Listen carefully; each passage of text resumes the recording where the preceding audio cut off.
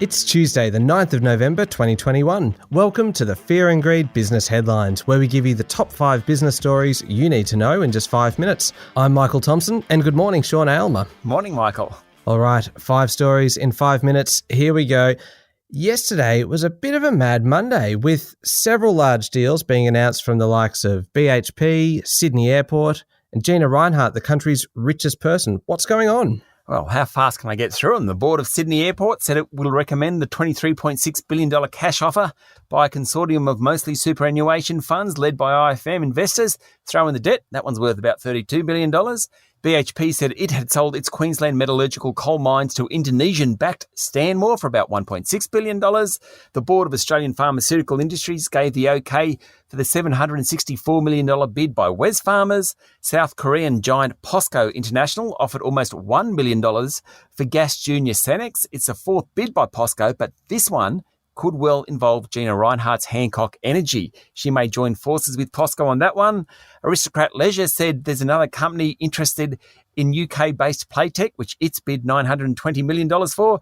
There was also a couple of smaller deals. Peter Warren Automotive said it would buy Victorian dealership Penfold Motor Group for $104 million, and NIB Holdings bought a Kiwi insurance group for $43 million.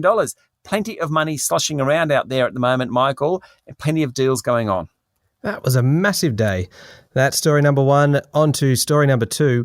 And the Financial Review is holding its annual infrastructure conference. Now, before your eyes glaze over at the combination of the words infrastructure and conference, there are some really interesting and big calls being made at this conference, like about the future of electric vehicles. Yes, Jane Hunter, the boss of Tritium, which provides charging stations for electric vehicles, predicted that EVs will be cheaper than internal combustion vehicles by 2025. That's just 4 years away.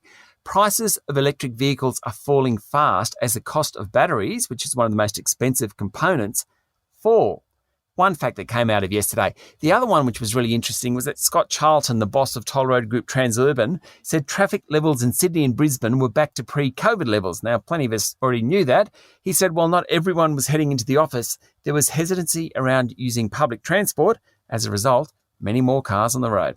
Okay, on to story number 3. There's a bit happening on the COVID front, including some really interesting information coming out of New South Wales Health. Yes, New South Wales Health released research yesterday that shows that the Delta outbreak was largely concentrated in unvaccinated people. Of the near 62,000 people who became infected with Delta, only about 6% were fully vaccinated, while 63% were unvaccinated. The rest had had only one jab or their status was unknown.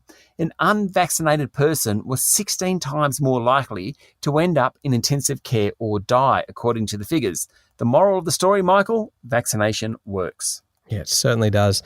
Okay, story number 4 today, Sean, and there is some very good news for the plane spotters, and I am unashamedly one of them. Go on, give it to us. Well, the first Qantas A380 will return to Australian skies today. It's due to touch down about lunchtime or a bit later in Sydney, coming in from Germany, where the aircraft underwent a landing gear update.